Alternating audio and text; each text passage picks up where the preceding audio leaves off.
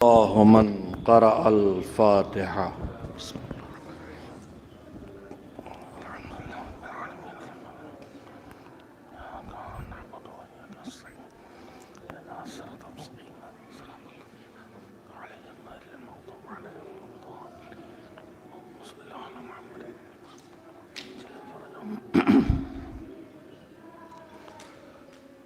پھر میں گزارش کروں کہ کافی فاصلہ ہے، اس فاصلے کو کم کر لیں۔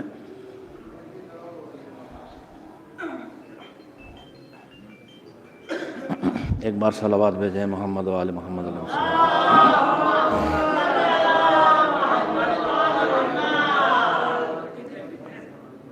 اعوذ باللہ من الشیطان اللعین الرجیم، بسم اللہ الرحمن الرحیم، الحمد للہ رب العالمین،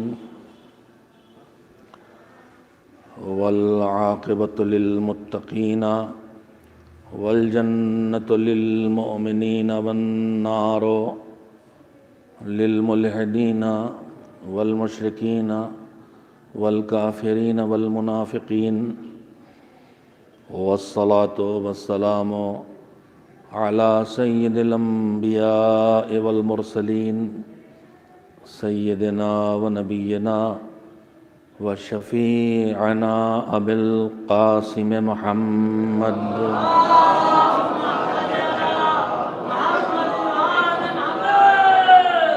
وآلہ الطیبین الطاہرین المعصومین المظلومین، واللعنۃ الدائمۃ الباقیۃ علی اعدائہم اجمعین من الآن الی یوم الدین، اما بعد فقد قال رسول اللہ صلی اللہ علیہ وآلہ وسلم: فاطمۃ بضعۃ منی، من آذاہا فقد آذانی۔ صلوات بھیجیں محمد و آل محمد۔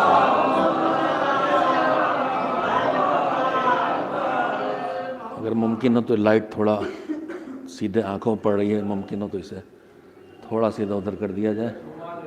جی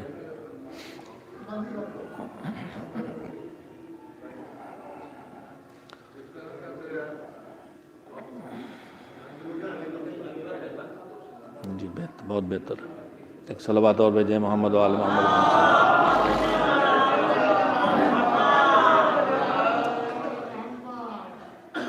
مجالس اعزا کا سلسلہ شروع ہو رہا ہے۔ بعزت الرسول سید نساء عالمین، ام الائمہ حضرت فاطمۃ الزہرا سلام اللہ علیہا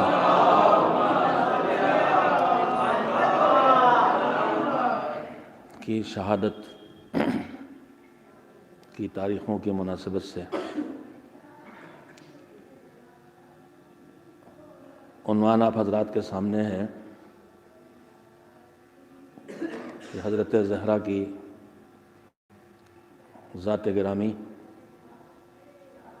عالم بشریت کے لیے نمونۂ عمل۔ لیکن اس سے پہلے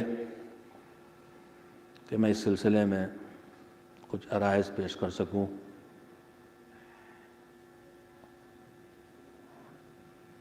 ایک چھوٹی سی بات آپ حضرات کی خدمت میں کہنا چاہتا ہوں،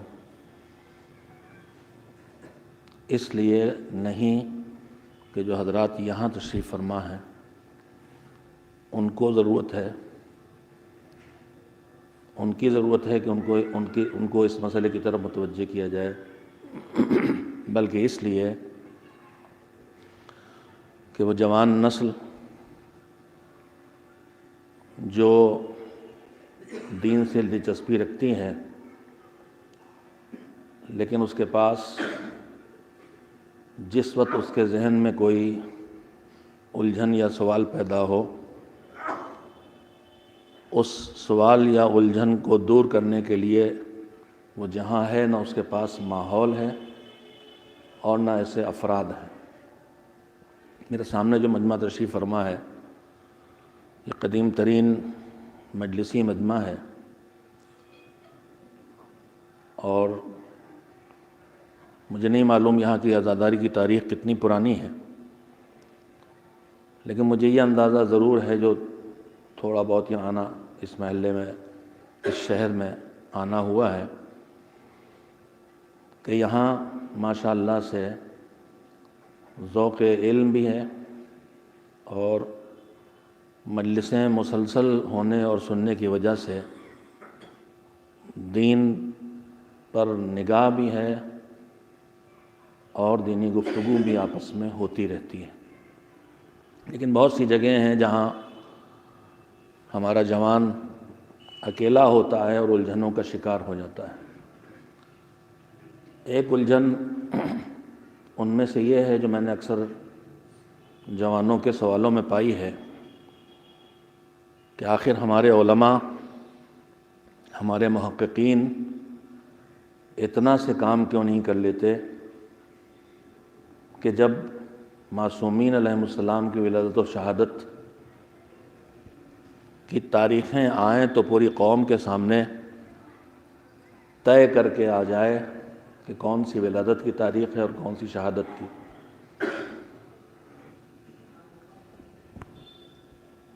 معصومین کی ولادت و شہادت تک کی تاریخیں جس قوم کے علماء طے نہ کر سکے ہوں، وہ کیسے علماء ہیں؟ اور یہ ہے ہمارے سامنے۔ انہی میں سے ایک نمونہ یہ بھی ہے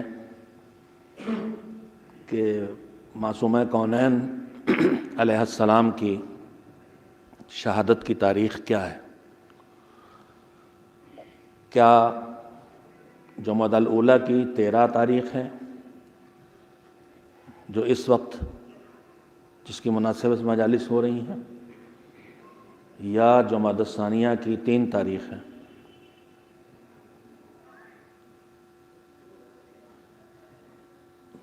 آخر شہادت تو ایک ہی تاریخ پہ ہوئی ہے، تو پھر یہ 2 تاریخیں کیوں ہیں اور کیوں ہم لوگ طے نہیں کر لیتے؟ میں شاید اسی لیے گفتگو میں تھوڑا وقت آپ کا زیادہ دے لوں گا، جو وقت بچے گا اس میں اس موضوع پر بات ضرور کروں گا جس موضوع کا اعلان ہوا ہے اور جس کے لیے میں سوچ کے آیا ہوں۔ مگر میرے عزیزوں، میں کہنا چاہتا ہوں کہ بات اسی ایک مظلومہ کی شہادت کی تاریخ کی نہیں ہے۔ مظلومیت کے حصوں میں سے، اور خاص کر کے اس مظلومہ کی مظلومیت کے حصوں میں سے ایک اور حصہ ہے کہ جو 13 معصوم شہید ہوئے ہیں، پیغمبر خدا حضرت محمد مصطفیٰ صلی اللہ علیہ وآلہ وسلم سے لے کر 11ویں امام حضرت حسن عسکری علیہ السلام تک، ان میں ولادت و شہادت کے بارے میں تو ہمارے درمیان کتابوں میں الگ الگ تاریخیں لکھی ہیں، اور الگ الگ علاقوں میں الگ الگ تاریخوں کو قبول کیا گیا ہے، اور ان میں محفل یا مجلس ہوتی ہے۔ لیکن اس مظلومہ کے علاوہ کسی اور شہید 11 امام اور حضور کسی کے جائے دفن کے بارے میں کسی طرح کا کوئی مسئلہ نہیں ہے۔ مولا علی کا مدفن نجف ہے، کوئی مسئلہ نہیں ہے کہ کسی اور جگہ کا کوئی شبہ ہے۔ امام حسن مجتبیٰ علیہ السلام مدینہ منورہ میں دفن ہے، جنت البقیع میں، کوئی اختلافی موضوع نہیں ہے۔ اسی طرح سے سارے امام۔ لیکن اس مظلومہ کی مظلومیت ایک یہ بھی ہے کہ جیسے یقینی طور پر اس کی تاریخ شہادت نہیں معلوم ہے، ویسے ہی یقینی طور پر اس مظلومہ کا مدفن بھی نہیں معلوم۔ یہ بھی مظلومیت کا ایک حصہ ہے، اور یہ اس مظلومیت کا حصہ ہے کہ جس مظلومیت کی ایک لمبی داستان ہے کہ جو دشمن ان کے مقابلے میں تھے، جنہیں شیطان نے اپنا نمائندہ بنا لیا تھا، اور قرآن مجید کے حکم کے مطابق اللہ کا حکم یہ ہے کہ شیطان تمہارا دشمن ہے، اس کے کہے میں نہ آنا۔ مگر اس امت کی اکثریت نے معاویہ جیسے، یزید جیسے افراد کی بیعت و طاعت قبول کر لی، اور علی جیسے اور حسین جیسے نمائندگان الہی کے مقابلے میں کھڑے ہو گئے، اور ان باطل کے نمونوں کے بارے میں ان کی زندگی کے چھوٹے چھوٹے جزیات تک تاریخ نگاروں نے اور سیرت نگاروں نے کتابوں میں محفوظ کر لیا۔ ان کی زندگی کا وہ حصہ جو قطعاً کہیں لائق ذکر نہیں تھا، ان کی بدکاریاں، ان کی شراکاریاں، ان کے گناہ، ان کا ظلم و ستم، ان کا قتل، ان کو لہو و لعب کی محفلیں، سارے جزیات کتابوں میں لکھ گئے، مگر جو اللہ کی طرف سے نمونہ عمل بنا کے بھیجے گئے تھے ان کی سیرت کو پوری طرح چھپایا گیا۔ یہ تھی دشمن کے ہاتھوں کا وہ ظلم جو ان پہ گزرا، یہ تھی دشمن کے ہاتھوں کے ظلم کی داستان پہ گزری کہ ان کی جو باطل پہ تھے، جو شیطان کے نمائندے تھے، جو احکام الہی کی کھلم کھلا مخالفت کرتے تھے، ان کی جزیات زندگی کے سب لکھ گئے کتابوں میں اور محفوظ ہیں، لیکن ان کے مقابلے میں جنہیں اللہ نے نمائندہ خیر اور نمونہ عمل بنا کے بھیجا تھا، ان کی سیرت اور ان کی زندگی کے تذکرے بہت کم ملتے ہیں۔ آپ معصومین کی سیرت پڑھیں تو آپ کو ان کی اس زندگی میں جن کا زندگی کا کوئی لمحہ ہدایت کے کسی پہلو سے خالی نہیں تھا، کتنا آپ کو ان کی سیرت سے پڑھنے کو ملتا ہے۔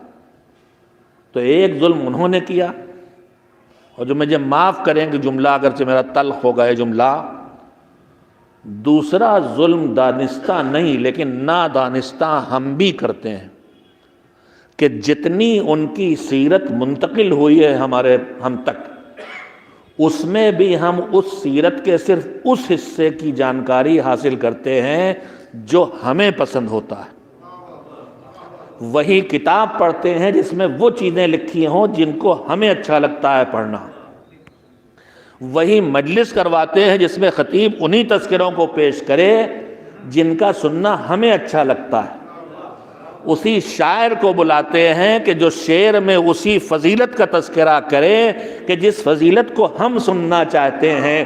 ہم نے سیرت معصوم کے تذکروں کو اپنی پسند کے دائرے میں سمیٹ کے اس سے بڑا ظلم کیا ہے جو ظلم دشمنوں نے کیا تھا۔ آج ہمارے درمیان معصومین، میں کہہ رہا تھا تلخ لگے گا آپ کو جملہ، اور یہ جو واہ واہ بھی تھی یہ کبھی چٹکی کاٹنے پہ بھی آدمی سسکی لیتا، اس قسم کی واہ واہ تھی۔ ایک صلوات مل جل کے بھیجیں محمد و آل محمد۔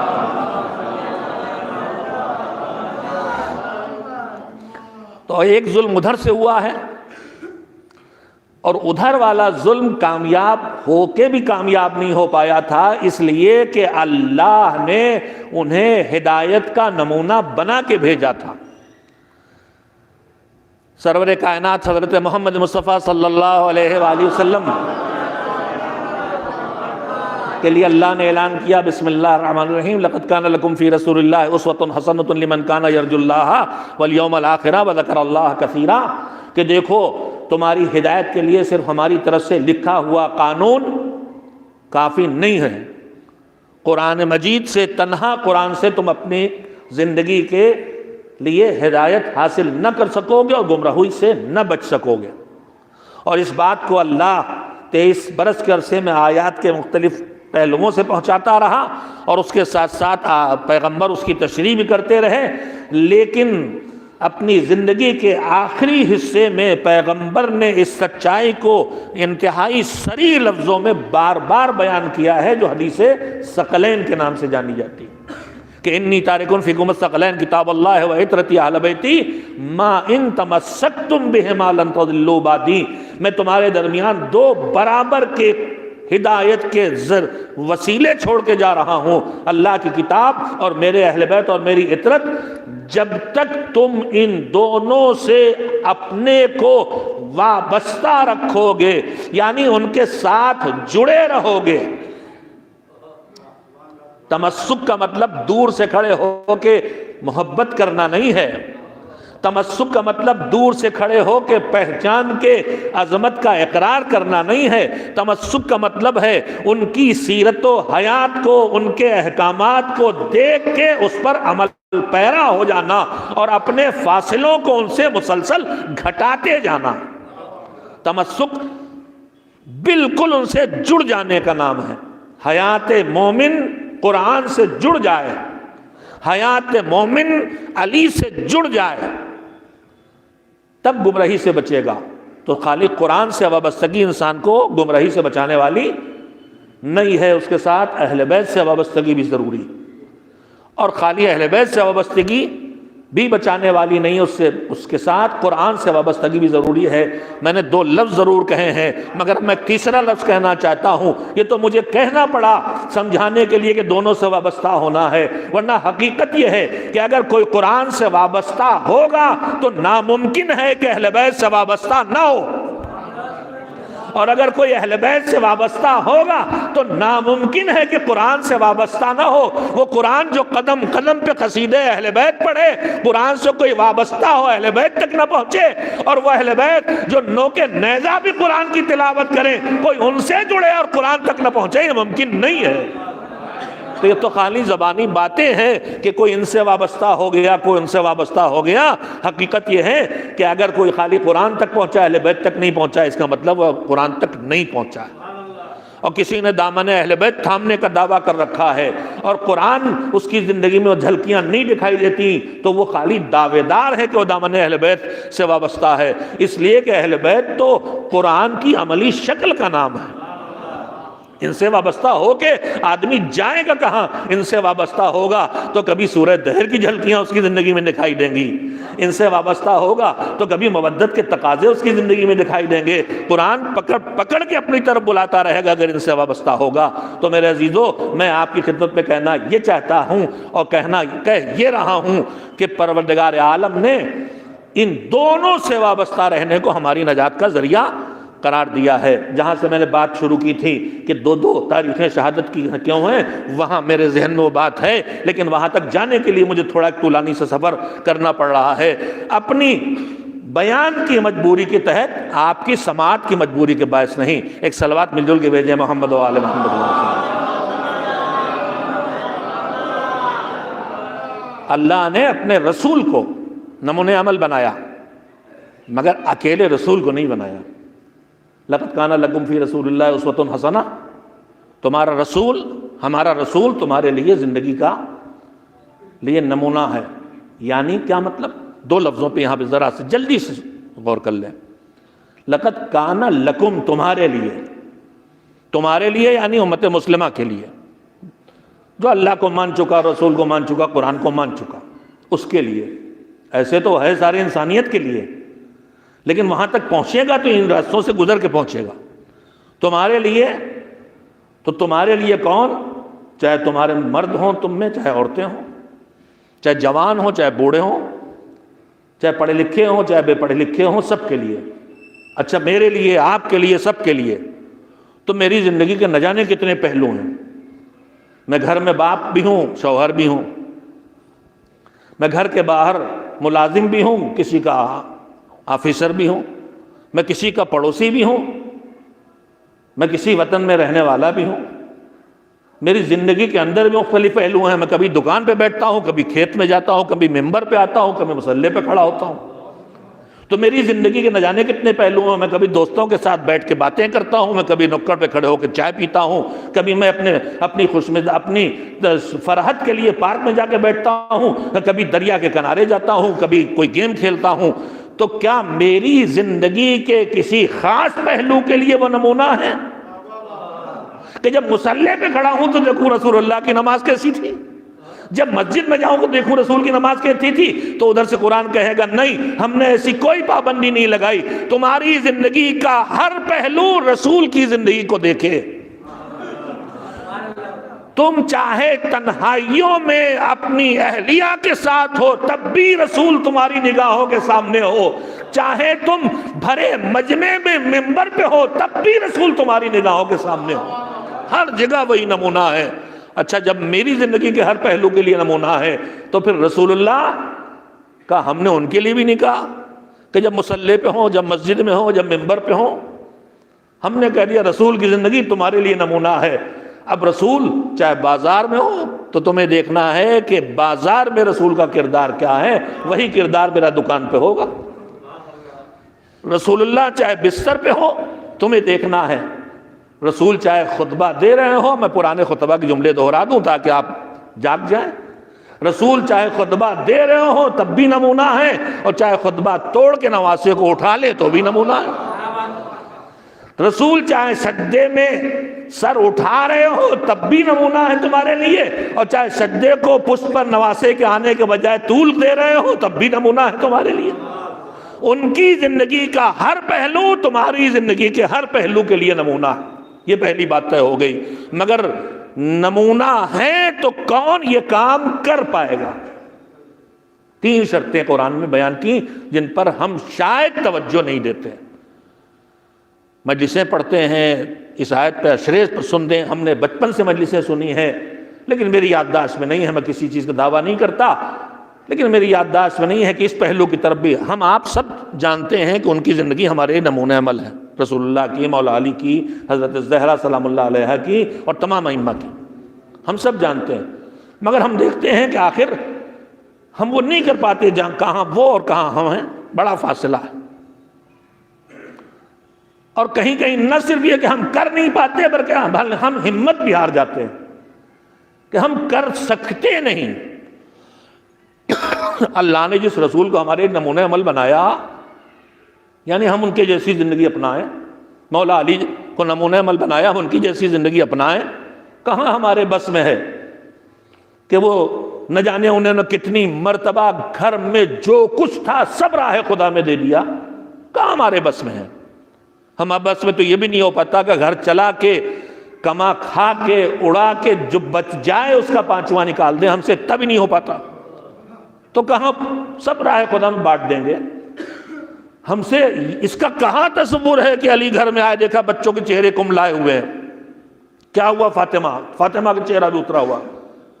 کہا آپ سفر میں تھے, علی کے سفر 2 ہی ہوتے تھے, یا سفر جہاد, اور پھر میں کہوں گا اور یا سفر جہاد. کبھی جہاد بالسیف ہوتا تھا, کبھی جہاد باللسان ہوتا تھا. کبھی دشمن کے مقابلے کے لیے ڈیفنس میں جاتے تھے, کبھی حق پہنچانے کے لیے اپنا علم بانٹنے جاتے تھے. کہیں دین کی تبلیغ کے لیے بھیج جاتے تھے, کبھی دشمن کے مقابلے کے لیے سفر سے واپس آئے چہرے کملائے ہوئے. کیا بات ہے, کا فاقہ ہے گھر میں. الٹے پیروں نکلے, کہیں کوئی کام نہ ڈھونڈے ملا, آخر قرض لینا پڑا. کچھ 3-4 درہم قرض لے کے واپس آ رہے, دیکھا جگہ جناب مقداد اپنے گھر کے سامنے دھوپ میں, تپتی ہوئی دھوپ میں بیٹھے ہیں. کہا کیا بات مقداد, باہر کیوں بیٹھے ہو اتنی گرمی میں؟ کہا کچھ نہیں حضور. کہا نا ہے کچھ بات؟ کہ کیا بتاؤں آپ سے, گھر میں بچے بھوکے ہیں, ان کا بلکنا نہیں دیکھا جا رہا, اس لیے باہر آ کے بیٹھ گیا. علی گھر میں بچے بھوکے ہیں کہ نہیں؟ کہ یہ لو مقداد, یہ لو جاؤ بچوں کے لیے کھانے کا انتظام کرو. کہاں ہم سے ممکن ہے؟ ہم سے ممکن نہیں ہے. اس کا بہت دور سے بھی ایسا کرنا ہمارے لیے ممکن نہیں. البتہ جو ایسا کر ڈالے اس کی جزا بھی دیکھ لیجیے. اب ہاتھ خالی ہو گیا, اب تو قرضہ بھی نہیں ملنا. مسجد میں آ گئے, باقی وقت مسجد میں گزارا. حضور نے, رسول اللہ نے نماز پڑھی مغرب کی, اس کے بعد مڑے کہا علی آج افطار تمہارے گھر میں. مولانا کا بسم اللہ, جب پیغمبر کہہ رہے افطار تمہارے گھر میں تو پھر ہو کے رہے گا. ہم آپ ہوتے وہیں پریشان ہوتے رسول اللہ آج ہمارے گھر میں کچھ نہیں ہے. مگر جب رسول کہہ رہے تھے کہ علی آج افطار تمہارے گھر میں، تو وہ علی کیسے بھروسہ نہ کرے جس کے گھر میں بزت الرسول نے کہہ دیا تھا جنت سے کپڑے لے کے آئیں گے، تمہارے کپڑے آئیں گے جنت میں. غلطی سے کہہ رہا ہوں، کہا درزی تمہارے کپڑے لے کے آئے گا، تو رضوان جنت آ گیا تھا. صدیقہ کی بات کی صداقت کے ثبوت میں، تو وہ صدیقہ ہے تو یہ اسی صدیق کے جز ہے صدیقہ. ایک صلوات بھیجے محمد و آل محمد. تو کیسے علی یقین نہیں کریں گے کہ حضور نے کہا افطار تمہارے گھر میں؟ کہا چلیے. اب جو گھر میں داخل ہوئے تو دیکھا حضرت زہرا مصلی پہ بیٹھی ہیں، اور پہلو میں ایک تشت ہے اور تشت میں بہترین کھانے. فاطمہ یہ کہاں سے آیا؟ گھر میں تو فاقے تھے.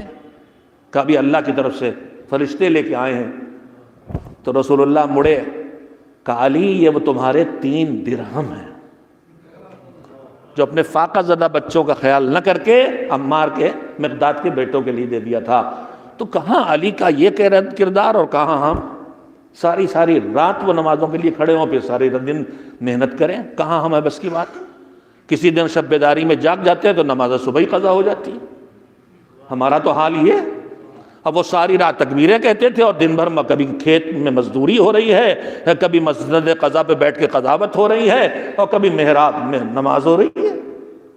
تو کہاں ہمارے لیے ان کا جیسا ہونا ممکن ہے؟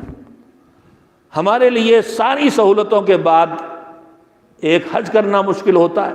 انہوں نے زندگی میں 20 حج پیادہ کر ڈالے پیدل چل کے. تو کہاں وہ، کہاں ہمارے بس کی بات کہاں ہے؟ اللہ نے بنا دیا نمونہ، مگر ہمارے بس کی بات نہیں. میرے عزیزو، میں بھی اسی سوچ کا شکار تھا. ایک زمانے تک اسی سوچ کا شکار رہا اور کم ہمتی کا شکار رہا. ایسی نماز پڑھیں کہ پیر سے تیر نکل جائے پتہ نہ چلے. اور ہماری کوئی نماز ایسے ڈھونڈے نہیں ملتی کہ جس کا کوئی ایک چھوٹا سا حصہ صرف اور صرف اللہ کے لیے دکھائی دے، دماغ ادھر نہ ہوا ہو. مایوسیاں آتی تھیں، مگر مایوسیوں کا جواب بھی انہی کی زندگی سے ملتا ہے. ہمارے درمیان بات میں بات آئی ہے، شاید میں نے ابھی کہیں کہی تھی یہ بات. ہمارے درمیان ایک اور کوالٹی پائی جاتی ہے کہ ہمارے پاس عذر تراشی کی جو صلاحیتیں ہیں، ان میں ایک صلاحیت یہ ہے کہ جب ہم نے کسی سے کہا کہ بھائی، مثال کے طور پر ہم نے کہہ دیا داڑھی رکھ لیے، تو کہا مولانا جب داڑھی رکھنے لائق ہو جائیں گے تب رکھیں گے، ابھی جو کچھ زندگی جیسی اس میں داڑھی ٹھیک نہیں ہے، وہ بھی بدنام ہو جائے گی. تو اسی میں اکثر نماز نہیں پڑھتے تھے. خطیب اعظم مولانا غلام حسن اللہ مقامہ سے سنی ہوئی بات انہی کے سامنے دہرا رہا ہوں. انہوں نے کہا کہ بھائی نماز پڑھا کرو. کہنے لگے مولانا کیا کرے نماز پڑھ کے؟ نماز پڑھنے کھڑے ہوتے ہیں اللہ کے لیے، اور دنیا کی ہر بھولی بات اسی نماز میں یاد آتی ہے اللہ کے علاوہ. اچھا یہ سچ بھی ہے؟ خطیب اعظم کہنے لگے میرے بھائی پڑھتے رہو، ایک دن اسی نماز میں بھولا ہوا خدا بھی یاد آ جائے گا. تو یہ جو ہم کوالٹی والی بات کرتے ہیں کہ ایسے ہو جائیں تو یہ عمل کریں گے، نہیں، اس کا الٹا کیجئے. حج کرنے ابھی چلے جائیے تاکہ اچھے مسلمان ہو جائیے. زیارت کر لیجئے تاکہ ایک صلوات بھیجے محمد و آل محمد پر تشریف لائیں. مولا علی کا جملہ ہے، مولا علی کا ارشاد ہے. میں نے مولا کا نام لیا، چلیے ایک صلوات تو بھیج ہی دیجیے. کہ کچھ چیزیں تم جیسی چاہو گی ویسی نہ ملیں گی، جیسی ملے ان پہ اکتفا کرو، جیسی چاہتے ہو ویسی مل جائیں گی. متعدد چیزیں، مگر میں جزیات تک جاؤں گا تو جو بات ہے وہ پھیلتی جائے گی اور رہ جائے گی، اس لیے مجھے پوری روایت نہیں سناؤں گا. کئی چیزیں کا تم چاہو گے کہ شبہ سے خالی روزی مل جائے جس میں کسی طرح کا شبہ نہ ہو. ہم کہیں مولا ہم نے تو کبھی نہیں چاہا. یہ تو آپ سوچ ہمارے دماغ میں ڈال رہے ہیں کہ کھاتے وقت یہ بھی سوچ لیا کرو کہ حلال ہے کہ حرام، نجس ہے کہ پاک. کہ تم چاہو گے شبہ سے خالی روزی مل جائے، نہیں ملے گی، مگر جتنی طہارت والی روزی ملے اس پہ اکتفا کرو، بغیر شبہ کی روزی مل جائے گی. کہ تم ایسا دوست چاہو گے جس کی دوستی بالکل بے غرض ہو، تم سے کسی ذاتی غرض کی وجہ سے دوستی نہ کرے، نہ ملے گا. بے لوث دوستی والا نہ ملے گا. مگر جتنا بہتر مل جائے ڈھونڈو وہ دوست بھی ایک دن مل جائے گا جس کی دوستی تمہارے لیے، تمہارے ساتھ صرف اللہ کے لیے ہوگی، دین کے لیے ہوگی۔ کہ ایسا عالم ڈھونڈو گے کہ اس میں کوئی کمی نہ ہو۔ اب آپ کہیں گے مولانا نے پوری حدیث شریف کے لیے سنا ڈالی، اگر بدگمان ہوگی نہ کہیں گے گڑھ ڈالی۔ کیسا عالم ڈھونڈو گے جس میں کوئی نقص نہ ہو، نہ ملے گا۔ لیکن بہتر سے بہتر، کم سے کم خرابیوں والا ڈھونڈتے رہو، وہ بھی مل جائے گا جس میں کوئی نقص نہیں ہوگا۔ ارے کوئی جنازہ اٹھنا ہوگا، اس کو کیا دیکھنا مڑ مڑ کے، جب ہماری باری آئے گا مڑنے لائق بھی نہیں ہوں گے۔ آپ صلوات بھیجتے رہیے۔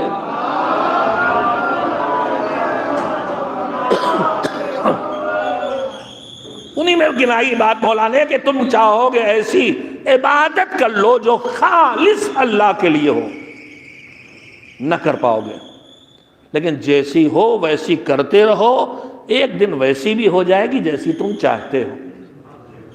میرے عزیزوں، مذہب میں ایک جملہ آپ کے سامنے، قدردانوں کے سامنے کہنا چاہتا ہوں۔ مذہب میں اللہ نے، ہم نے بچپن سے سنا، کوالٹی کوالٹی کوالٹی، بے شک یہی ہے۔ 40ویں کی مجلسوں میں روز آپ سنتے ہیں تبارک الذی بیدہ الملک وہو علی کل شیء قدیر الذی خلق الموت والحیات لیبلوکم ایکم احسن عملا۔ اللہ نے جو کچھ بھی کیا سب کیا ہے، کیوں کیا ہے؟ تاکہ یہ آزمائے کہ تم میں سب سے اچھے عمل والا کون ہے۔ یعنی اللہ کی نگاہ میں کثرت عمل کی وہ اہمیت نہیں ہے جو عمل کی کوالٹی کی کیفیت ہے۔ کتنا کیا یہ نہیں، کیسا کیا یہ ہے ایسی چیز، یہ معیار ہے قرآن کا۔ ہم نے کتنے گھنٹے مجلس سے، کتنی مجلسیں سنی، یہ اتنا معیار نہیں، جتنا معیار یہ ہے کہ ہم نے سنی تو کیسے سنی، کچھ سیکھنے کے لیے سنی یا بس بیٹھ کے اونگنے کے لیے، رسم ادا کرنے کے لیے سنی۔ اگرچہ یہاں بیٹھنا بھی نہ جانے کتنی جگہ، یہاں بیٹھ کے سونا بھی نہ جانے کتنی جگہ جاگنے سے اچھا ہے۔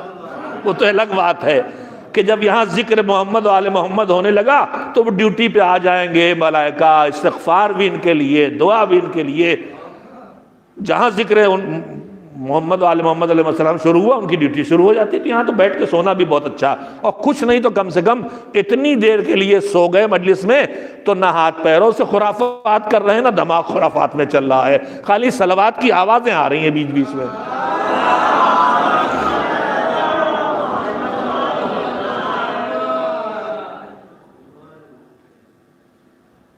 ہم دیکھتے ہیں ان کی زندگی، نمونہ عمل ان کو ہمارے لیے بنایا گیا، مگر کہاں وہ اور کہاں میں، میرے بس میں کہاں ہے ان کی جیسی نماز، ان کا جیسا روزہ، ان کی جیسی خیرات۔ تو پہلی بات تو یہ، کس نے کہا کہ ان کی جیسی کرو؟ یہ کس نے کہا ہے؟ اب اپنی اوقات بھول کے سوچنے لگے۔ یہ ہم سے کہا ہی نہیں گیا ان کی جیسی کرو۔ والی ہیں تم، صفی حیدر ہو، تم صفی حیدر ہو، اتنی نماز پڑھو جو صفی حیدر کے بس کی ہے، مگر پڑھو تو اس کی گلی پڑھتے تھے، ویسی نہ پڑھ پاؤ، کبھی نہیں پڑھو گے، اپنی اوقات میں رہو۔ ان کے جیسے نہیں بنو گے، ان کی جیسی بھی نہیں پڑھ پاؤ گے۔ جیسی جو وہ کر رہے تھے وہ تم اپنے حدوں میں رہ کے کرو، پڑھتے رہو گے آگے۔ اور اللہ نے جب ان کے ہاں گنجائش رکھی ہے کہ کمال فضیلت پر فائز ہے، مگر ہر لمحے رحمت کی دعا کرو، جب صلوات قبول ہونے والی دعا ہے نزول رحمت کی، تو ان کے پاس بھی رحمتیں بڑھ رہی ہیں کہ نہیں؟ ان کے پاس بھی اگر رحمتیں بڑھ رہی تو ہمارے پاس بھی بڑھنے کی گنجائش ہر وقت ہے۔ تو میں بھی اسی سوچ کا شکار تھا۔ میں بہت دہراتا ہوں اس بات کو اپنے جوانوں کے لیے جو کم ہمتی کا شکار ہو کے دین چھوڑ دیتے ہیں کہ ہمیں بس نماز، ایسی نماز پڑھنے سے فائدہ ہی کیا یار، جو دماغ کی ہر کھڑے ہوئے ہر بھولی ہوئی بات یاد آ رہی۔ ایسی مجلس میں جا کے کیا کریں جہاں دماغ میں ٹکتا ہی نہیں ہے؟ ہم تعویلیں کرتے ہیں، کہاں وہ کہاں ہم کہتے ہیں۔ بے شک کہاں وہ اور کہاں میں، بہت فاصلہ ہے، بہت فاصلہ ہے، مگر مایوسی کی ضرورت نہیں ہے۔ اگر ان کی سیرت اپنانے کا حکم ہم کو دیا گیا ہوتا کہ تم اپنی طاقت لگاؤ اور یہ کام کرو، اور ہمیں کوئی سہارا نہ ملا ہوتا، تو ہم مایوس ہو جاتے کہ ہم نہیں کر سکتے۔ مگر صورتحال یہ نہیں ہے. میں اسی کو محسوس کرانا چاہتا ہوں اپنے جوانوں کو جو کہیں کہیں تھک جاتے ہیں کہ یہ برائی مجھ سے چھوٹنے والی نہیں, یہ نیکی مجھ سے ہونے والی نہیں, میرے بس کی نماز شب نہیں, میرے بس کی نماز صبح نہیں, میرے بس کے روزے نہیں. ایسے بھی گزرے کہا مولوی صاحب خمس واجب ہے, نکالنا ہے مجھے, نکال نہیں پاؤں گا, آئیے مجھے کرسی سے باندھ کے بٹھا دیجئے, نکال کے جائیے. مولانا غلام عسکری صاحب کے ساتھ بمبئی میں ہوا تھا یہ. اگر آج کا میڈیا ہوتا لکھ دیتا خمس کا ڈاکہ. تو کہاں ہم سوچتے ہیں ہمارے بس کا نہیں ہے اگر ہماری طاقت کے حوالے کیا گیا ہوتا. مگر بات یہ نہیں. میں اس سلسلے میں مثال دیتا ہوں, وہی دوہراؤں گا. میں 60-62 سال کی عمر ہو گئی میرے, اللہ نے مجھے پوتے پوتی نواسے سب عطا کر دیے ہیں. چھوٹا سے 6 مہینے کا بچہ, میری پوتی, میرا نواسا جھولے میں لیٹا ہے, ادھر سے گزرا. بچہ اپنے مگن ہے. چھوٹے چھوٹے بچے عام طور پر جب آپ لٹا دیئے پنکھا دیکھیں گے, لائٹ دیکھیں گے, شاید سب سے پہلے یہی حل کرتے ہیں کہ اس کے پیچھے کوئی طاقت ہے ضرور جو اس پنکھے کو چلا رہی ہے, اور پھر یہیں سے نکال لیتے ہیں شاید وہ کہ جب یہ پنکھا بغیر کسی چھپی طاقت کے نہیں چل سکتا تو اتنی بڑی کائنات خود سے کہاں سے چل جائے گی. ہو سکتا ہوں مسئلہ توحید حل کرتے ہو, ہمیں آپ کو کیا پتا. ایک صلوات بھیجیں محمد والے محمد پر.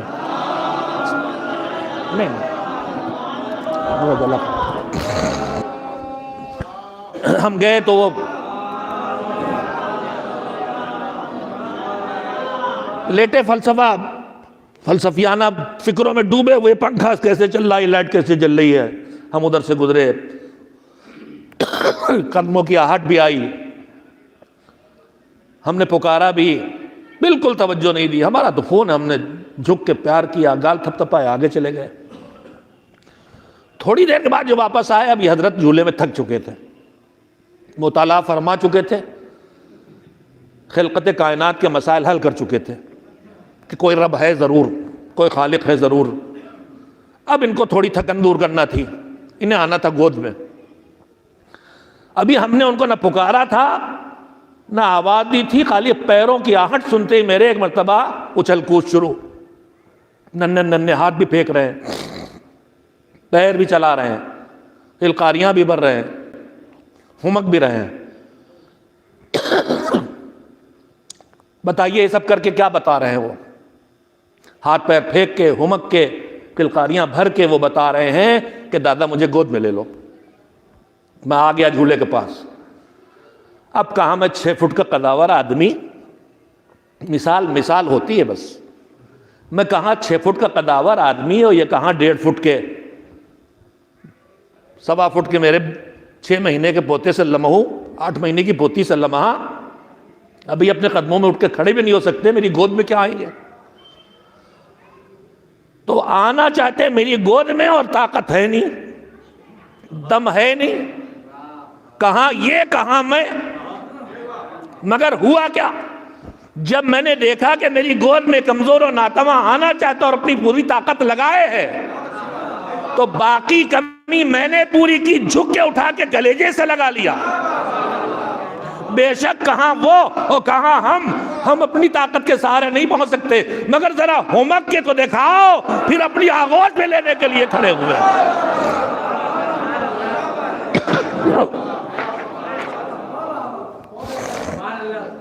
جب میں زیادہ کھانسوں تو خود ہی صلوات بھیج دیا کیجئے.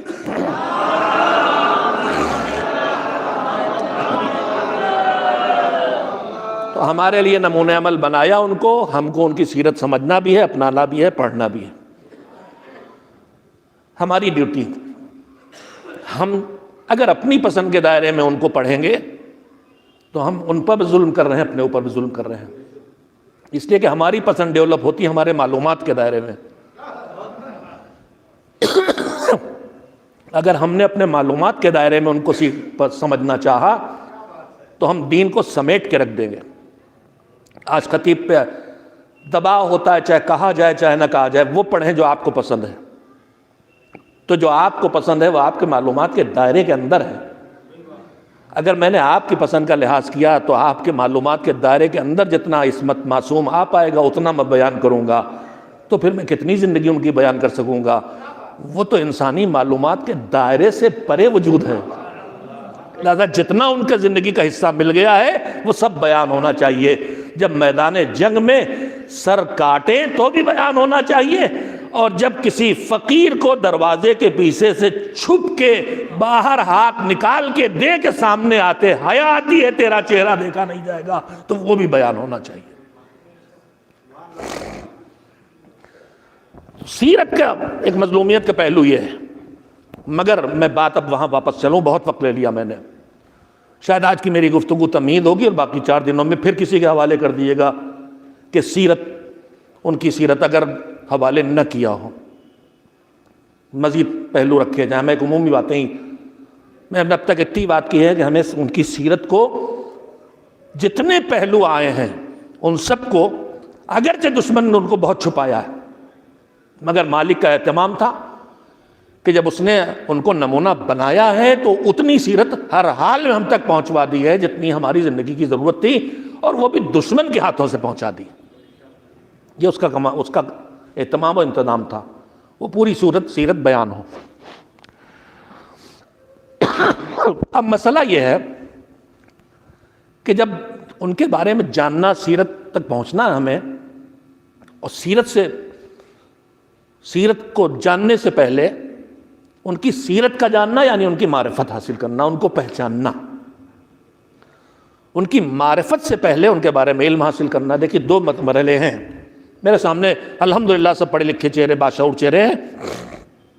ایک چیز ہے کسی کے بارے میں معلومات فراہم کرنا، اور ایک چیز ہے ان معلومات اور تجربے کی بنیاد پر ان معلومات کے ذریعے اس شخصیت کو پہچان لینا، اور پھر اس پہچاننے کے نتیجے میں تجربہ کر کے اسے مان لینا۔ پہلی منزل علم کی ہوتی ہے، فلاں بیماری کے فلاں حکیم صاحب آج کل یہاں بہت اچھا علاج کرتے ہیں، جہاں ڈاکٹر مایوس کر دیتے ہیں وہ ٹھیک کر دیتے ہیں۔ یہ ہم نے خالی خبر سنی کہ ایک حکیم ہے، ایسے اب جان گئے ہم، جانکاری ہے، ہم پہچانتے نہیں ہیں۔ اب ملے، ان کی عادتیں دیکھیں، کچھ تنک مزاج بھی ہیں، کچھ دقیق زبان بھی بولتے ہیں، مگر بہت اچھی دوا دی انہوں نے۔ اب کوئی پوچھے حکیم صاحب کہ ہم پہچانتے ہیں، ہم جانتے ہیں ان کو کیسے نپٹا جائے، کیسے سنبھالا جائے۔ اب کچھ دنوں علاج کے بعد جس بیماری سے مجھے ہر جگہ سے مایوسی ہوئی ٹھیک ہو گیا، میں نے کہا بھائی مان گیا، بڑے طبیب حاذق ہیں۔ تو 3 مرحلے ہیں، ایک ہے جاننا، ایک ہے پہچاننا، اور ایک ہے ماننا۔ ہماری مذہبی دنیا میں بھی 3 لفظ ہیں، علم ہے جاننا، معرفت ہے پہچاننا، اور ایمان ہے علم و معرفت کے بعد ماننا۔ خالی آنکھیں بند کر کے مان لینا بھکتی ہو سکتا ہے لیکن ایمان نہیں ہو سکتا ہے۔ تو معرفت زینہ ہے ایمان تک پہنچنے کا، اس سے بغیر آدمی نہیں پہنچتا۔ مگر مالک نے جو ہم کو علم و معرفت کے زینے دیے ہیں ایمان تک پہنچنے کے لیے، ہم علم کی فضیلتیں بھی پڑھتے ہیں، معرفت کی فضیلتیں بھی جانتے ہیں۔ بے معرفت عمل کرنے والے کا، بے معرفت عمل کرنے والا آدمی، اس کے عمل کی ویلو بہت کم ہوتی ہے۔ بغیر علم والے کی تو جانتا ہی نہیں، یوں ہی کر رہا ہو تو بالکل ہی ہوا میں ہے، اور اگر صحیح بھی کر رہا اور معرفت کے بغیر تو اس کی ویلو بھی کم ہے۔ لیکن اس سب کے درمیان جب آدمی علم و معرفت کی منزلوں تک پہنچ بھی جائے، اس کے بعد ایک اہم ترین پہلو ہے جس پر ہماری توجہ کم ہوتی ہے۔ مالک نے ہمیں کامیاب زندگی دینے کے لیے، دنیا کی زندگی ہو چاہے آخرت کی زندگی ہو، پورا نظام دین کا بنایا، اور علم والوں کو، معرفت والوں کو، ہادیوں کو، صاحبان عصمت کو ہمارے اوپر بھیج دیا۔ خطیب اعظم مولانا غلام اصغر اللہ مقامہ کا ایک جملہ یہاں پہ میں دہراتا ہوں، اس امام باڑے میں انہوں نے بہت مجلسیں پڑھی ہیں میرے بچپن میں بھی 1 آدھ بار آیا ہوں۔ یہی ہوتی تھی نا وہ سالانہ مجالس، کوئی اور امام باڑا تھا، اچھا دریا آباد میں ہی تھا کہیں، اچھا کوئی کسی دروغہ صاحب والا تھا، مجھے اتنا یاد ہے بس، وہ کون سا ہے نہیں معلوم۔ جی جی جی، اچھا میں سمجھتا تھا یہی ہو، خیر۔ اس میں ان کا ایک جملہ میں اکثر دہرا دیتا ہوں، معراج کے تذکرے میں انہوں نے کہا تھا کہ معراج کے سفر کو لوگ سن کے اکثر حیرت کرتے ہیں کہ سب ہوا کیسے؟ تو جملہ کہتے تھے کہ لوگ حیرت کرتے ہیں کہ یہ فرش والا عرش پہ کیسے گیا، جبکہ حیرت اس پہ کرنا چاہیے کہ یہ عرش والے تھے، فرش پہ آئے کیسے؟ تو ان عرش والوں کو فرش پر اللہ نے ہم فرش والوں کے لیے بھیجا تھا کہ ہمیں عرش والا بنائے، اور اس کے لیے اللہ نے نظام دین دیا. اور دین کی بنیاد ہے علم. علم سے دین اور دنیا کی ہر چیز شروع ہوتی ہے. ہمیں باخبر بنانا، علم والا بنانا. مگر میرے عزیزو، یہ پہلو قابل توجہ ہے. مالک کے نظام تربیت انسانی میں ایک اہم حصہ ہے کہ جیسے علم دے کے اور باخبر بنا کے وہ ہماری تربیت کرتا اور پالتا ہے، کبھی کبھی وہ ہمیں بے خبر رکھ کے بھی پالتا ہے. ہر جگہ بتانا ہی تا پالنے کا اچھا ذریعہ نہیں ہوتا. کہیں کہیں بے خبر رکھنا ہی تعلیم تربیت کا اچھا پہلو ہوتا ہے. بالکل اجنبی سی بات آپ کی خدمت میں عرض کر رہا ہوں، لیکن انشاءاللہ بات مکمل ہونے تک آپ بھی کسی حد تک میرے ہم فکر ہوں گے انشاءاللہ. اور اگر مجھ سے غلطی ہے تو بعد میں میری اصلاح کریں. ہر جگہ علم اور تعلیم پرورش کا ذریعہ نہیں ہے. مالک کے نظام میں بہت سی جگہ ہماری پرورش میں ہم کو بے خبر رکھ کے پرورش کی گئی ہے. نمونے بہت ہیں، سنانے کی گنجائش نہیں ہے. نماز عشاء کے بعد پروردگار عالم کی بارگاہ میں نماز عشاء ختم کر کے معصومین نے جو دعائیں کی ہیں، ان دعاؤں میں ایک دعا ہے روزی کے سلسلے کی. بسم اللہ الرحمن الرحیم. اللہم انہ لیس لی علم بموضع رزقی. پروردگار مجھے نہیں معلوم میری روزی کہاں ہے، روزی کا ٹھکانہ کیا ہے مجھے نہیں معلوم. وَإِنَّمَا أَطْلُبُ بِخَطَرَاتٍ تَخْطُرُ عَلَىٰ قَلْبِي. میں تو روزی ڈھونڈتا پھرتا ہوں ان خیالات کے تحت جو میرے دل میں پیدا ہوتے ہیں کہ الہ آباد میں نہیں بمبئی میں ہے، بمبئی میں نہیں امریکہ میں ہے، اور کھیتی میں نہیں ہے تو تجارت میں ہے، اور تجارت میں نہیں تو نوکری میں ہے. اور کتنی بے خبری ہماری ہے اس سلسلے میں. فَأَجُولُ فِي طَلَبِ الْوَلْدَانِ وَأَنَا فِي مَا أَنَا طَالِبٌ كَالْحَيْرَانِ. ڈھونڈتا پھرتا ہوں حیران انسان کی طرح. لا ادری، مجھے نہیں پتا. افی سہل وام فی جبل، میدانوں میں روزی ہے کہ پہاڑوں پہ. فی سمائن اور فی ارض، زمین پہ ہے کہ آسمان میں، خشکی میں ہے کہ پانی میں، مجھے کچھ پتا نہیں. کس کے ہاتھ میں ہے، کس کے ذریعے ہے، کس کے ہاتھوں سے ملے گی، کچھ پتا نہیں. میں ڈھونڈتا پھرتا ہوں، تمہیں سب پتا ہے تجھے، لہذا مجھے وہاں نہ دوڑا جہاں میری روزی نہیں. وہ دعا ہے. تو اس نے بے خبر رکھا کہ نہیں رکھا؟ روزی کتنی ہے، روزی کہاں ہے، روزی کب ملے گی نہیں معلوم. موت کہاں آئے گی، موت کب ملے گی نہیں معلوم. تو بے خبر رکھ کے کیوں؟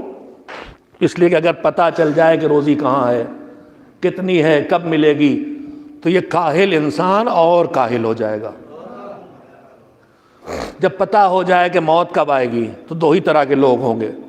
مجھے آپ اپنی ڈیٹ آف برتھ جیسے معلوم ویسی ڈیٹ آف ڈیتھ بھی معلوم ہو جائے. ہاں کہتے ہیں نا DOB، تو ویسے ایک اور لکھی جاتی DOD. اگر مجھے اپنی DOD معلوم ہو جائے تو دو ہی طرح کے آدمی ہیں، کمزور دل والے، طاقتور والے. کمزور دل والے تو روز مرتے، ڈیٹ سے پہلے ہی روز مرا کرتے. اور طاقتور دل والے کہتے ہیں مرنا تو اسی وقت ہے، دنیا کا جینا دوبھر کر دیتے.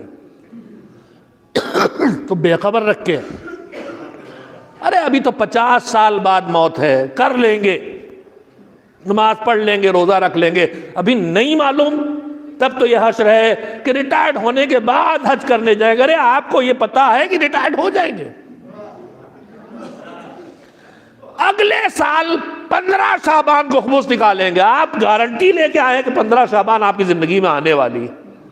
تو اگر ہمیں تاریخ وفات اپنی معلوم ہو جاتی تو خیر شعراء کا کام تھوڑا گھٹ جاتا. بہت سے شعراء اپنی تاریخ خود ہی کہہ لیا کرتے، اور بہت کا جینا دوبھر ہو جاتا کہ وہ پھر ہر سال کہلایا کرتے. لکھنؤ میرے بچپن میں ایک بزرگ تھے، مجھے اس وقت نام یاد نہیں آ رہا، مولانا محسن نونہروی اللہ مقامہ کی مجلس میں بہت آتے تھے، امداد حسین صاحب. انہوں نے اپنی قبر تو خیر چلو بھائی زندگی میں مستحب ہے انتظام کر لے، لیکن وہ اپنا 40واں اور بر سب کراتے تھے. نہ جانے کتنی برسیاں انہوں نے اپنی پڑوا ڈالی اپنی زندگی میں. غلط نہیں ہے. آدمی ایصال ثواب دوسرے کی زندگی میں بھی اس کے لیے کر سکتا ہے، اپنے لیے بھی کر سکتا ہے. بھائی ایک مجلس ہی ہے نا، میں نہ جانے جیسے میں مجلس میں بیٹھا ہوں ویسے میں اپنی مجلس کر بھی رہا ہوں کہ صفی حیدر کو اس کا ثواب ملے. لکھنؤ میں تجویز نہیں رکھ سکتا تھا، الہ آباد میں رکھ سکتا ہوں. خیر، تو میرے عزیزوں باتوں میں جو میں نے عرض کیا وہ یہ بہت اہم بات کہنا چاہیے کہ اللہ مولوی لوگ تاریخ کیوں نہیں طے کر دیتے. میرے عزیزوں اس کے نظام تربیت میں ہے بے خبر جہاں باخبر بنا کے پالتا اور بڑا حصہ باخبر بنا کے ہے. کہیں کہیں بے خبری میں پالتا ہے. علم میں موت نہیں، بچہ پیٹ میں ہے اس میں نہ جانے کتنی باتیں علم میں نہیں. اگر لڑکا لڑکی پتا بھی لیا تو یہ کہاں پتا ہے کہ کمبخت بدبخت ہے کہ سعادت مند ہے، یا آگے دنیا میں امن و چین پھیلائے گا یا ہٹلر پیدا ہونے والا ہے. نہیں پتا کچھ بھی آدمی کو، صرف مالک کو معلوم، بے خبر رکھتا ہے. روایات بھی اس طرح کی ہیں، عملی زندگی میں بھی آپ دیکھیں. میں بس اس سے ایک چھوٹا سا نمونہ آپ کی خدمت میں پیش کروں. یہ بتائیے شب قدر کتنی ہے؟ آپ کہیں مول صاحب خود ہی کہہ رہے ہیں شب قدر، پھر پوچھ رہے ہیں کتنی ہے. تو ویسے ہی ہو گیا جیسے کہ پوچھا تھا کسی نے کہ جوش ملی آبادی کہاں کے رہنے والے تھے، وہ بھی بیٹھے سوچ رہے تھے کہاں کے رہنے والے، امروہہ کے تھے کہ نوگاما سادات کے. شب قدر کتنی کا؟ شب قدر ایک ہے، انا انزلناہ فی لیلۃ القدر، ایک ہے رات. تو پھر ہمارے ہاں شبہائے قدر کیوں ہوتی ہیں 19 21 23؟ معلوم ہے مالک کو؟ نہیں معلوم. ہمیں کیوں نہیں معلوم؟ وہی تربیت کا پہلو. اور فتح الجنان میں جا کے پڑھ لیجیے، ائمہ سے ہمارے جیسے بقراتوں نے جا کے پوچھا ہے کون سی شب ہے، کبھی کہہ دیا شب آخر کی شب ہے، کبھی بتا دیا 19 21 23 میں زیادہ چانس ہے، کبھی فرما دیا 21 اور 23 میں زیادہ 23 کا چانس ہے. سب پہ لگا دیا گھما پھرا کے. اسی میں جواب بھی ہے کہ مولا پتہ، مالک کو معلوم، ہمیں پتہ چل جاتا کون سی شب قدر ہے. تو امام نے جملہ کا اس سے پہلے کہنا چاہتا ہوں، شب قدر آتی ہے تو ہم آپ پاتے کیا ہیں، چاہتے کیا ہیں؟ شب قدر لاتی کیا اور ہم پانا چاہتے کیا ہیں؟ کہ شب قدر رحمت لاتی ہے، شب قدر مغفرت لاتی ہے، شب قدر روزی کا تقسیم کا فیصلہ لاتی ہے، سارے فیصلے لاتی ہے، دعا کی رات ہے، توبہ کی رات ہے، عبادت کی رات ہے، تو کچھ پانے کی رات ہے. تو اگر ایک ہی رات معین ہوتی، سیل لگتی ہے کبھی کبھی ہمارے یہاں، تو کبھی خالی ایک دن کی سیل ہوتی ہے، کبھی 2 دن کی، کبھی 3 دن کی، کبھی 5 دن کی. ایک ہی دن کی سیل اگر لگی اور ہم چوک گئے تو چوک گئے، میں 2 دن کی یا 3 دن کی ہوئی تو چانس بڑھ گیا. امام نے فرمایا ما ایسرا ما فی لیلتین، جو تمہیں ایک رات میں ملنے والا تھا اگر اس کی گنجائش پھیل کے 2 راتوں میں چلی گئی یا 3 میں چلی گئی تو تمہارا کیا بگڑا جا رہا ہے؟ یعنی امام نے سکھانا چاہا کہ جانکاری ہوتی تو یہ فیض عام کی مدت چھوٹی ہو جاتی، بے خبری نے یہ فیض عام کی مدت تمہارے لیے گنجائش بڑھا دی. تو یہ بھی اس کی تربیت کا ایک حصہ ہے. نمونے بہت ہیں مگر اب اس سے بات آگے بڑھانے کی گنجائش نہیں ہے. بس میرے عزیزوں یہیں پہ ختم کروں میں بات کو، اس بات کو ختم کروں. ہاں مولویوں کے لفظوں پہ بہت دھیان دیا کیجیے. میں یہ نہیں کہہ رہا مجلس ختم ہو رہی ہے، گفتگو کا یہ حصہ انشاءاللہ قریب با اختتام ہے. سوال یہاں شروع ہوا تھا کہ 2 تاریخیں کیوں؟ تو میرے عزیزوں اللہ بے خبر رہ کے بھی تربیت کرتا ہے، بے خبر رکھ کے بھی تربیت کرتا ہے. اگر ایک ہی تاریخ ہمیں معلوم ہو تو ہمارے پاس ایک ہی تاریخ میں ان کے لیے غمزدہ ہو کے ان کی یاد منا کے عبادت کی گنجائش ہوگی. لیکن جب اس بے خبری ہو گئی، 2 تاریخیں آ گئیں، تو کہ اب آپس میں لڑنے کی ضرورت نہیں ہے. اس پہ بھی عزاداری کر لو، اس پہ عزاداری کر لو. تمہارے لیے ہم نے گنجائش عبادت بڑھا دی ہے، ان کی یاد کی گنجائش بڑھا دی ہے جو تمہاری مصلحت میں ہے، تمہارا نقصان اس میں نہیں ہے. تو بے خبر رکھ کے اس نے ہماری تربیت کی. اس میں ہمیں جھگڑے نہیں کرنا چاہیے کون سی تاریخ اصلی ہے. جس جگہ بھی دیکھیں مل جائے ولادت تاریخ ہو سکتی ہے، اس تاریخ خوش ہو جائیں.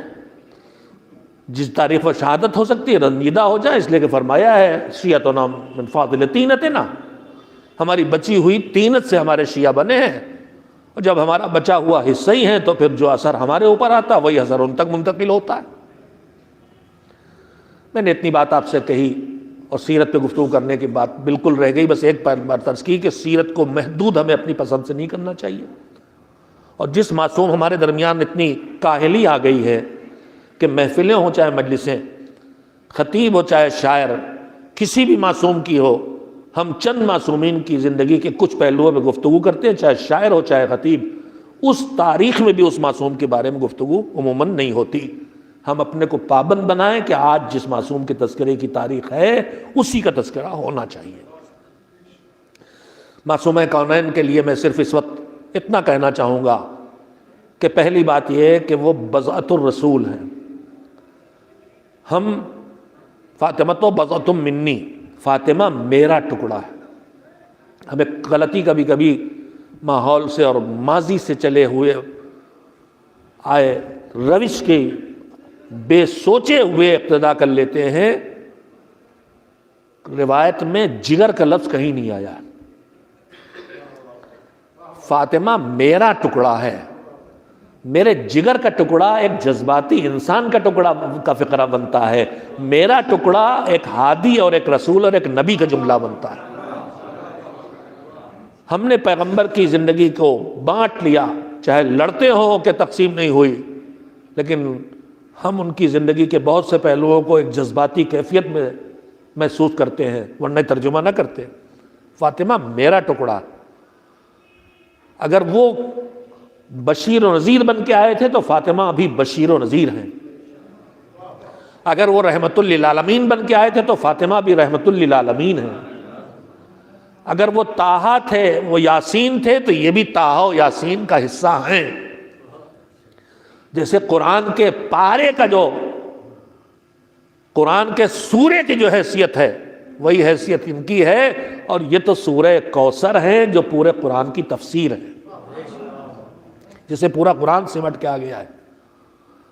فاطمہ رسالت کا ٹکڑا ہے، فاطمہ رسول کا ٹکڑا ہے، لہذا ان کی سیرت سارے انسانوں کے لیے ہے۔ ہم ایک بات الگ سے بہت ہے خصوصیت وہ کہ خواتین کے لیے عملی نمونہ نہ ہوتا اگر فاطمہ نہ ہوتی، بے شک، لیکن اس کا یہ مطلب نہیں ہے کہ وہ مردوں کے لیے نمونہ حیات نہیں ہے۔ میرے پاس، میں معذرت خواہ ہوں واقعی اپنی شہزادی سے بھی اور آپ سے بھی کہ جو بات ابتدائی میں نے کہی اس میں بہت وقت لے لیا، پھر کبھی انشاءاللہ اسی موضوع پہ حاضر ہونے کا موقع دیجیے گا تو آ کے اپنی اس ادھوری گفتگو کو اپنے محدود علم کے دائرے میں کچھ حد تک مکمل کرنے کی کوشش کروں گا میرے عزیزوں۔ مگر ان کی سیرت کو بھی سمیٹ کے اگر دیکھا جائے بہت باتیں ہیں۔ میں آپ سے کہنا چاہتا ہوں اور پوچھنا چاہتا ہوں، پوری کائنات میں اللہ نے ہدایت کی ذمہ داری کن کو دی؟ 1,24,000 نبیوں کو، اس کے بعد 12 اماموں کو، سب کے سب مرد ہیں۔ کیوں؟ اللہ میں اس بحث میں نہیں جانا مجھے۔ اس کائنات میں عصمت بھی سارے مردوں کو ملی ہے۔ 4 بڑی خواتین کے تذکرے میں بھی 2 ہی خواتین ہیں جنہیں عصمت ملی ہے۔ بڑی خواتین کے تذکرے میں جناب خدیجہ بھی ہیں، جناب آسیہ بھی ہیں، جناب مریم بھی ہیں، اور جناب زہرا سلام اللہ علیہا بھی ہیں۔ ان میں صرف 2 کو عصمت ملی ہے، ایک جناب مریم اور ایک حضرت زہرا۔ مگر پوری کائنات میں اگر عصمت میں مریم شریک فاطمہ، البتہ عصمت کے بھی مراحل ہیں۔ ایک عصمت آدم ہے اور ایک عصمت سردار جنت ہے، بڑے مراحل ہیں۔ اور فاطمہ سرداران جنت کی ماں والی عصمت کی مالکہ ہیں۔ تو عصمت میں مراحل ہے، لیکن چلیے عصمت دونوں کے پاس ہے۔ مگر اس کائنات میں اگر ہدایت کی ذمہ داری کسی خاتون کو ملی ہے تو وہ اکیلی فاطمہ زہرا ہے۔ اللہ کی طرف سے منصبدار بنا کے بھیجا گیا۔ 3 ہی منصب ہے، نبوت، رسالت، امامت۔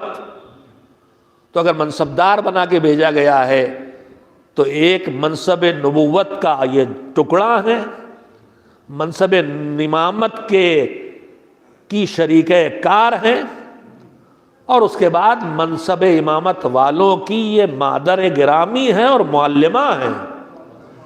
انہوں نے جو زندگی بھر ملائکہ سے سنا اور اپنے جد بابا سے سیکھا اسے لکھ دیا تھا مصحف فاطمہ کے نام سے جمع ہوا. جو ائمہ پر جب کوئی سوال آتا تھا تو وہ مصحف فاطمہ اٹھا کے دیکھتے تھے. ان کے علم، ان کی عظمت، ان کی عظمت کا اندازہ نہیں لگایا جا سکتا. یہ کائنات کے لیے نمونہ، بعزت الرسول بن کے نمونہ. میں سمیٹ کے کہنا چاہتا ہوں کہ ہماری زندگی کے جو زندگی ہے حقوق و فرائض سے جڑی ہوئی، ہمارے کچھ فرائض ہیں، ہمارے کچھ حقوق ہیں. ان حقوق و فرائض پہ نوشری ڈالی جائے، نگاہ ڈالی جائے تو دو حصوں میں تقسیم ہوتے ہیں. یا اللہ کا حق ہوتا ہے ہمارے اوپر، یا بندوں کا حق ہوتا ہے، مخلوق کا، خالق کا، مخلوق کا. ان کی سیرت دونوں طرف دیکھیں تو اگر سیرت پروردگار میں جا کے دیکھیں تو اللہ کہ نبی نے کہا ہے کہ ان کی زندگی کا معیار محسوس کرو کہ رضا فاطمہ رضا اللہ. ان کی رضا اللہ کی رضا ہے.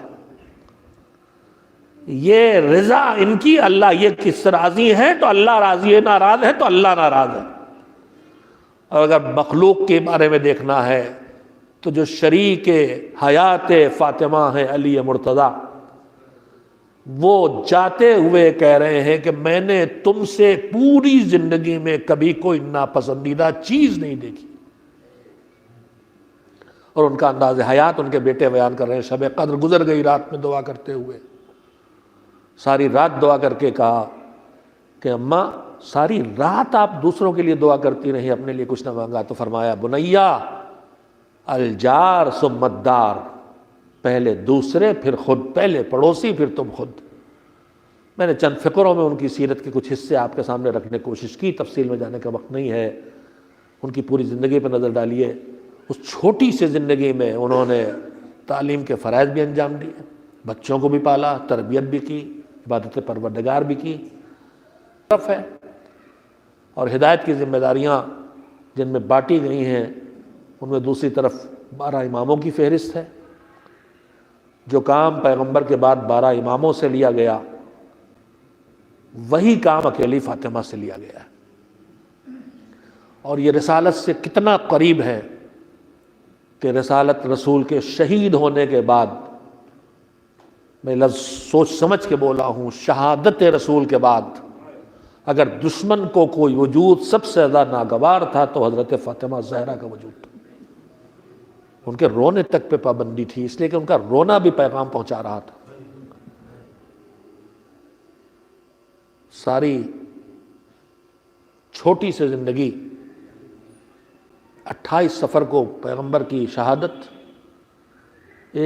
2 دن کے اندر بظاہر پہلی ربیع الاول یا دوسری ربیع الاول، اس سے آگے نہیں، در سیدہ پہ آگ لگائی گئی، در و دیوار کے درمیان پیسا گیا،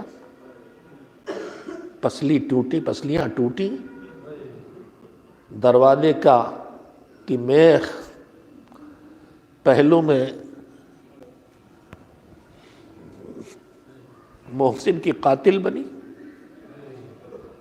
محسن شہید ہوئے، ہاتھ پہ تازیانہ اتنی زور سے مارا گیا،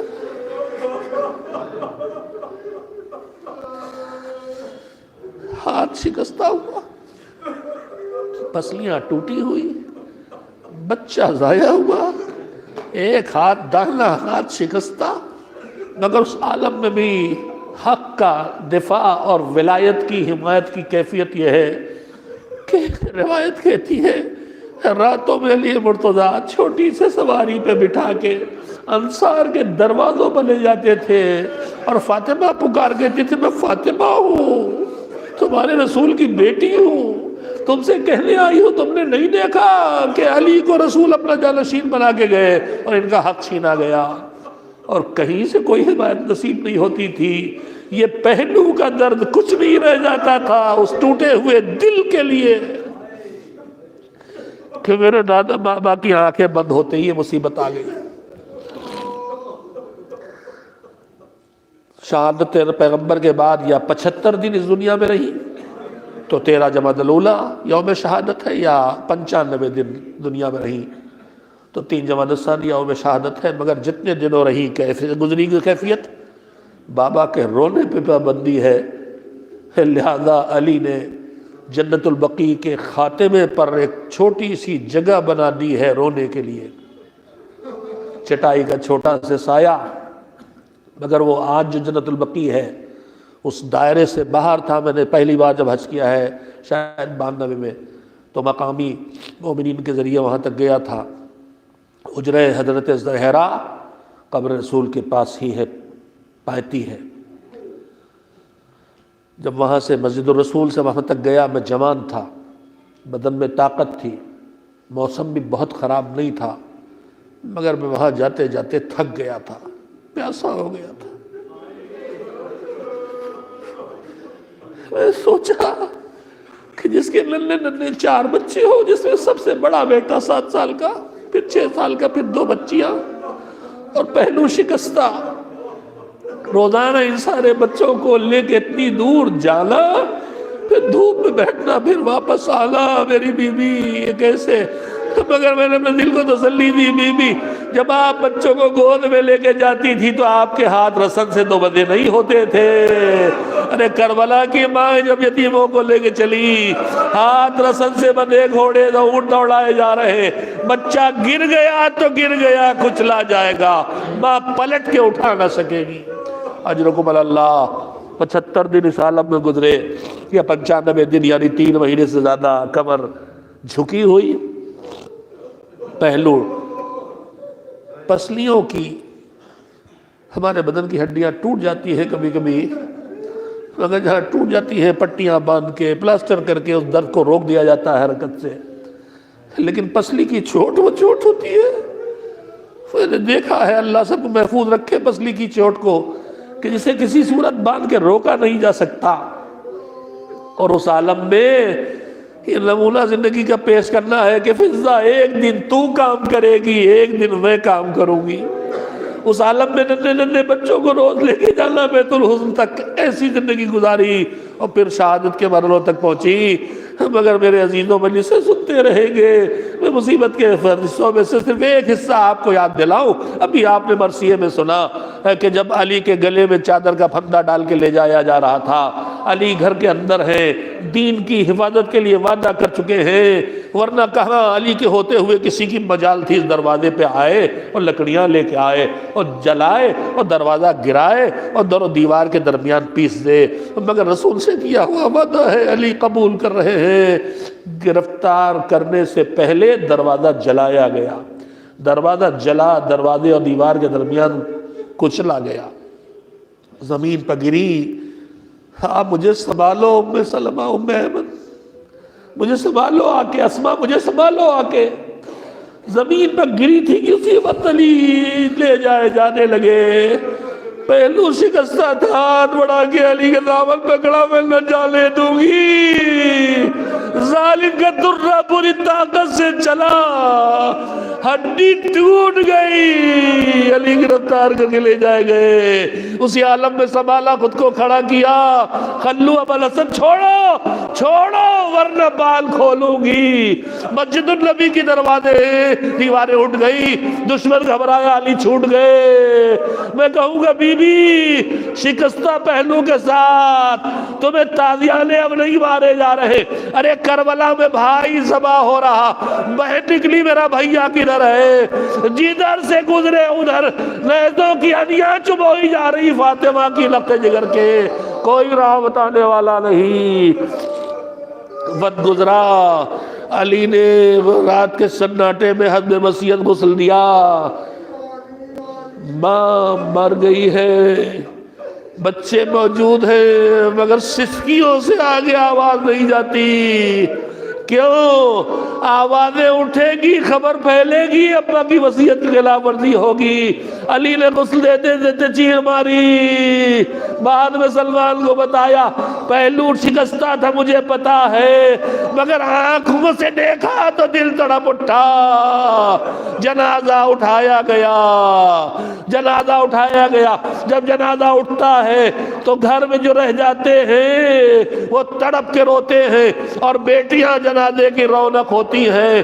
زہرا کا جنازہ رات کے سناٹے میں اٹھ رہا ہے، 2 بیٹیاں ہیں مگر تڑپ کے رو نہیں سکتی، ظالم آ جائیں گے۔